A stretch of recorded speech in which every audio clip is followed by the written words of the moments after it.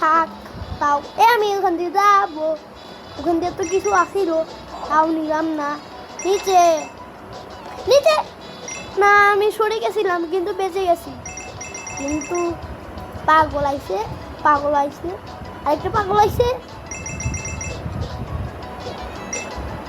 আমি পয়েন্টই নিলাম না।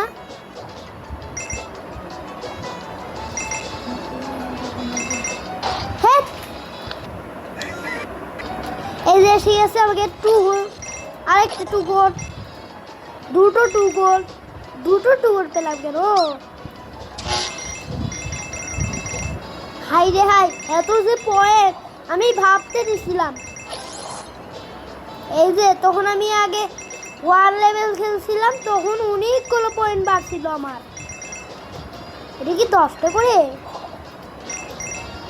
আমি তো বুঝতে পারছি না। আর এখন 400 আমি জানতেই পারছি না ডাবল জাম্প।